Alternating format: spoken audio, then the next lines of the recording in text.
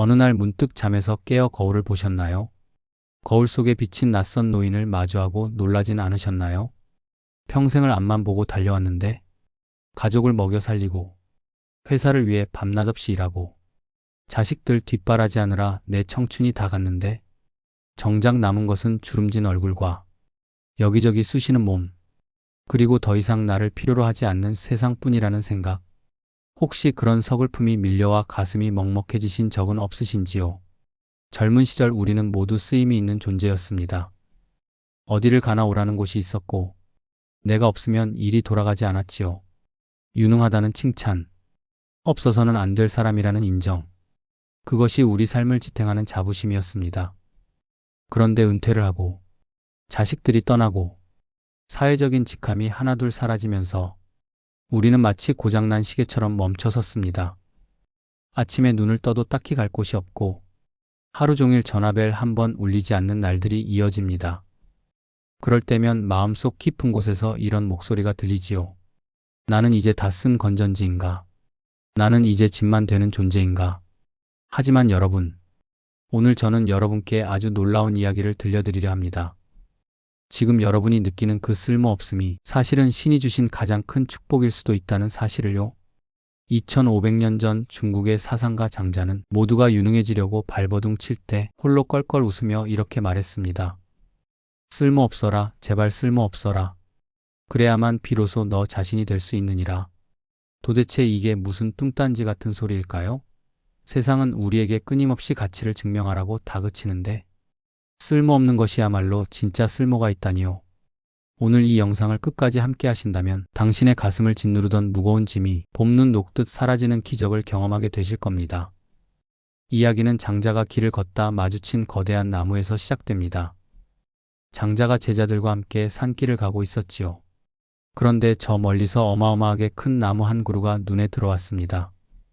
얼마나 큰지 나무 그늘 아래에 소 수천 마리가 들어갈 정도였고, 그 둘레는 백아름이 넘었으며 높이는 산을 찌를 듯하여 구름 위로 솟아 있었습니다. 가지를 쳐다보려면 고개가 꺾일 정도였지요. 지나가던 사람들은 모두 걸음을 멈추고 입을 다물지 못했습니다. 세상에 신령님이 깃든 나무가 분명해. 이렇게 크고 웅장한 나무는 내 평생 처음 보네. 사람들은 나무 앞에 절을 하고 감탄하며 구경하느라 정신이 없었습니다. 하지만 장자의 반응은 달랐습니다. 그는 그 거대한 나무를 쓱 한번 쳐다보고는 아무 일 없다는 듯 다시 발걸음을 옮겼습니다. 제자들은 너무나 의아했습니다. 스승님은 평소 세상 만물에 호기심이 많으신 분인데 저렇게 기이한 나무를 보고 어찌 저리 무심하실까 싶었지요. 참다 못한 제자가 쫓아가 물었습니다. 스승님, 제가 빗자루를 들고 스승님을 모신 지 오래되었지만 이렇게 훌륭한 나무는 처음 봅니다. 그런데 스승님은 어찌하여 거들떠보지도 않고 지나치십니까? 잠시 멈춰서 쉬어가시지도 않고요. 그러자 장자가 피식 웃으며 이렇게 대답했습니다. 이 사람아, 말도 마라. 저 나무는 아무짝에도 쓸모가 없는 나무란다. 제자는 깜짝 놀랐습니다. 쓸모가 없다니요? 저렇게 크고 웅장한데요? 장자가 말을 이었습니다. 저 나무로 배를 만들면 나무가 무거워 가라앉고 만다. 관을 만들면 빨리 썩어버리고, 그릇을 만들면 금방 깨져버리지, 문짝을 만들면 진액이 흘러나와 지저분해지고, 기둥을 만들면 좀벌레가 생겨 집이 무너진다네. 즉, 이 나무는 제목으로서의 가치가 전혀 없는 불량품이야. 아무 곳에도 쓸데가 없으니 베어지지 않고 저렇게 오래 살아서 큰 나무가 된 것이지. 여러분, 머리를 한 대 얻어맞은 것 같지 않으십니까? 우리가 알던 상식과는 정반대입니다. 우리는 곱고 튼튼하고 결이 좋은 나무가 훌륭하다고 배웠습니다. 하지만 장자는 말합니다. 곱고 결이 좋은 나무는 바로 그 좋음 때문에 일찍 죽는다고요. 생각해 보십시오. 산속에 곱게 뻗은 소나무가 있습니다. 목수들은 그 나무를 보자마자 눈을 반짝입니다. 아, 저놈 참 잘생겼다. 저걸 베어서 대들보로 쓰면 딱이겠어. 결국 그 잘난 소나무는 채 다 자라기도 전에 톱질을 당합니다. 자신의 생명을 다 살아보지도 못하고 누군가의 집을 바치는 기둥이 되어 평생 무거운 지붕을 이고 살아야 합니다. 그것이 과연 나무에게 행복한 삶일까요? 반면에 온나무는 칠을 할 수 있는 수액 때문에 껍질이 벗겨지는 고통을 당합니다. 개수나무는 향기로운 껍질 때문에 베어집니다. 원숭이는 날쌔기 때문에 잡혀가고, 쥐 잡는 개는 사냥을 잘해서 목줄에 묶입니다. 이 세상의 모든 존재는 자신의 재능 때문에, 자신의 쓸모 때문에 고통받습니다. 우리 인생도 그렇지 않았나요? 일 잘하는 김대리는 매일 야근을 도맡아 했습니다. 책임감 강한 당신은 집안의 모든 대소사를 챙기느라 정작 당신의 건강은 돌보지 못했습니다. 돈 잘 버는 가장이라는 이름표 때문에 가족들에게 약한 모습 한 번 보이지 못하고 속으로만 울어야 했습니다. 우리의 그 유능함이, 우리의 그 쓸모 있음이 우리를 갉아먹고 우리를 묶어두고 결국 우리를 소진시켰던 것은 아닐까요? 장자는 꿈속에서 그 쓸모없는 나무, 가죽나무를 다시 만납니다.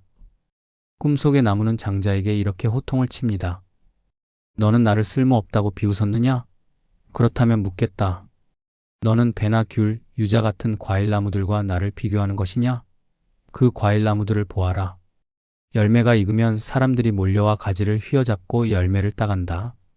큰 가지는 부러지고 작은 가지는 찢겨나가지. 자신의 재능인 열매 때문에 평생을 괴롭힘 당하다가 결국 천수를 누리지 못하고 일찍 죽는다. 세상의 모든 것들이 다 자신의 유능함 때문에 삶을 망치지만 나는 다르다. 나는 쓸모 없어지기를 바란 지 오래되었다. 몇 번이나 죽을 고비를 넘기고 이제야 완전히 쓸모없게 되어 비로소 나의 큰 쓰임을 얻었노라. 내가 만약 쓸모가 있었더라면 어찌 이만큼 클 수 있었겠느냐? 나무의 말이 가슴을 찌릅니다. 쓸모 없어지기를 바란 지 오래되었다. 여러분은 한 번이라도 쓸모없는 사람이 되기를 바란 적이 있으십니까? 아마 없으실 겁니다. 우리는 죽는 순간까지도 누군가에게 인정받고 싶어 합니다. 하지만 그 인정 욕구가, 타인의 시선이 우리의 영혼을 얼마나 옅아매고 있었는지 이제는 깨달아야 합니다. 이제 은퇴를 하고 사회적인 쓰임이 다한 지금이야말로 저 거대한 가죽나무처럼 누구의 간섭도 받지 않고 하늘을 향해 마음껏 가지를 뻗을 수 있는 기회입니다. 이제 당신을 베어갈 사람은 아무도 없습니다.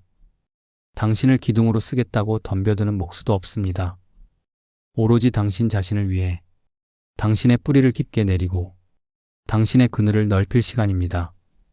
장자의 또 다른 이야기를 하나 더 해볼까요? 지리소라는 남자가 있었습니다. 그는 겉보기에 아주 기괴한 모습이었지요.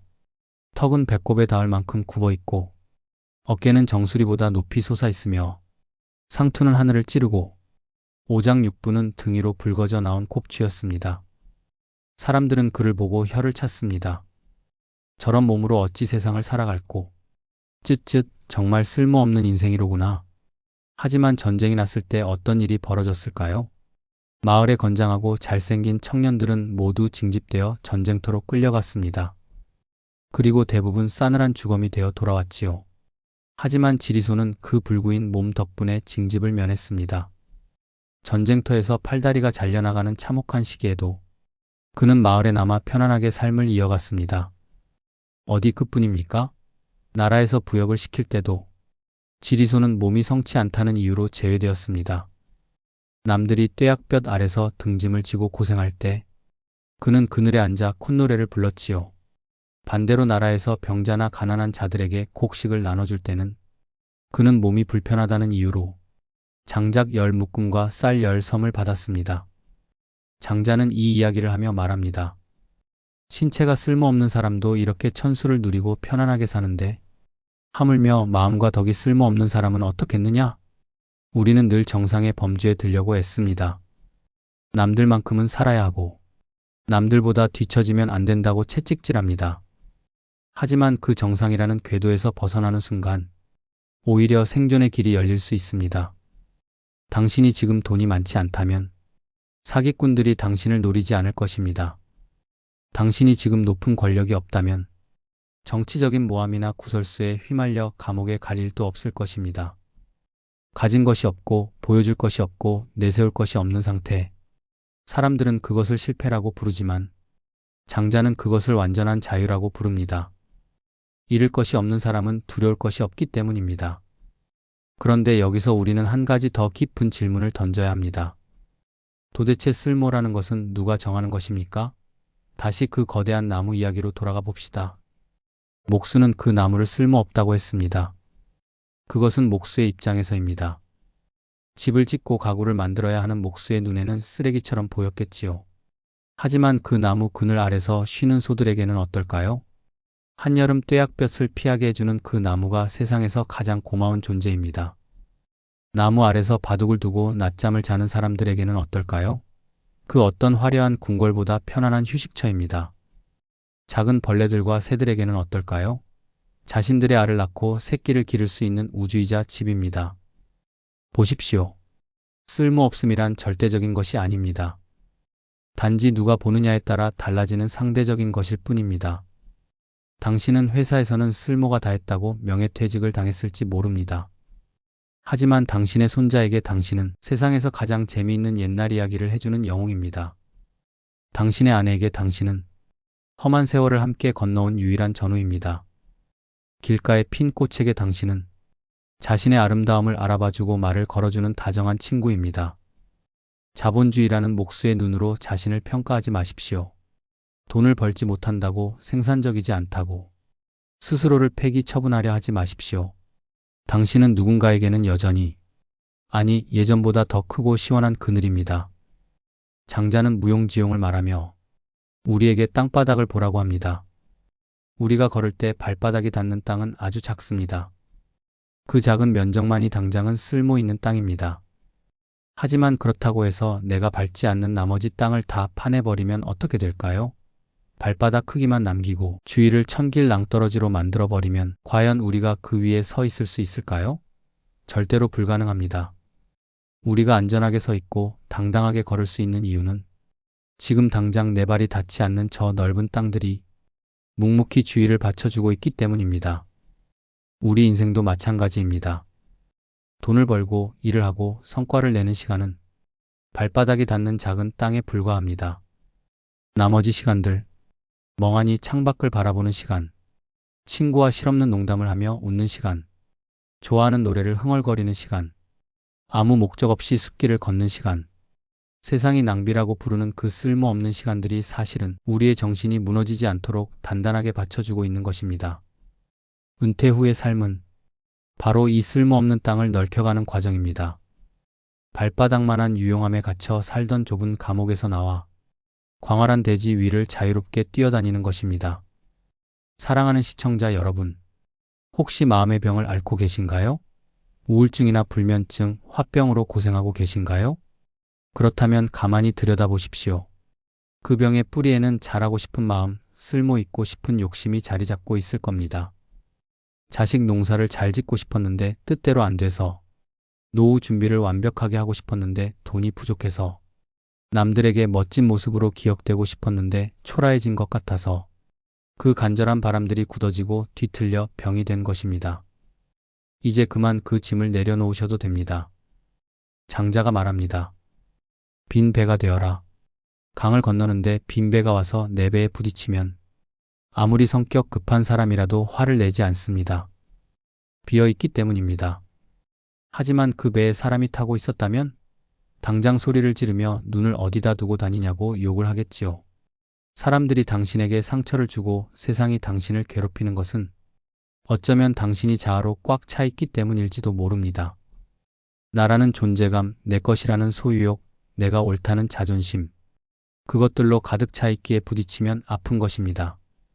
스스로를 비우십시오. 쓸모 없어지기를 두려워하지 말고 즐기십시오. 나 이제 아무짝에도 쓸모없다. 라고 큰 소리로 외쳐보십시오. 그 순간 역설적으로 무한한 해방감이 찾아올 것입니다. 남의 눈치를 볼 필요도 없고, 체면을 차릴 필요도 없고, 성공하려고 아등바등할 필요도 없습니다. 그저 바람 부는 대로, 물 흐르는 대로, 둥실둥실 떠가면 그만입니다.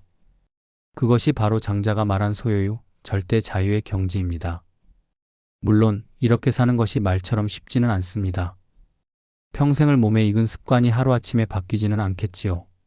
여전히 통장 잔고가 신경 쓰일 것이고, 자식들의 무심함에 서운할 것이고, 거울 속에 늙은 얼굴이 싫을 수도 있습니다. 그럴 때마다 산속의 그 굽은 나무를 떠올리십시오. 아, 내가 지금 괴로운 건 곧은 나무가 되려고 해서구나. 내가 지금 힘든 건 제목이 되려고 해서구나. 그렇게 알아차리는 것만으로도 마음의 열기는 식을 것입니다. 당신은 도구가 아닙니다. 당신은 부품이 아닙니다. 당신은 태어난 그 순간부터 존재 자체로 우주의 목적이었습니다. 꽃이 누군가에게 보이기 위해 피는 것이 아니이듯, 새가 누군가에게 들려주기 위해 우는 것이 아니이듯, 당신 또한 누군가에게 쓰이기 위해 사는 것이 아닙니다. 당신은 그저 당신으로 살아가면 됩니다. 때로는 찌그러지고, 때로는 구부러지고, 때로는 옹이가 박혔더라도 그 모습 그대로가 당신의 역사이고 훈장입니다. 이제 영상을 마치며 여러분께 숙제 아닌 숙제를 하나 드리고 싶습니다.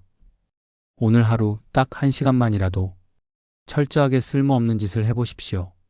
아무 이유 없이 하늘을 30분 동안 올려다보거나, 동네 놀이터 그네에 앉아 발을 굴러보거나, 종이 위에 낙서를 하고 찢어버리십시오. 이것을 해서 무슨 이득이 있냐고요? 아무 이득도 없습니다. 그래서 위대한 것입니다. 그 무의미한 시간 속에서 당신의 영혼은 비로소 숨을 쉴 테니까요. 기억하십시오. 산 정상의 저 늙은 소나무가 살아남은 비결은 인류 목수가 탐내는 제목이 아니었기 때문입니다. 못나고 뒤틀리고 쓸모없어 보였기에 모든 도끼날을 피하고 살아남아 이제는 신령스러운 기운을 뿜어내며 온 산을 굽어보고 있습니다. 살아남은 당신이 강한 것입니다. 지금까지 버텨온 당신이 위대한 것입니다. 쓸모없어짐을 두려워하지 않는 당신.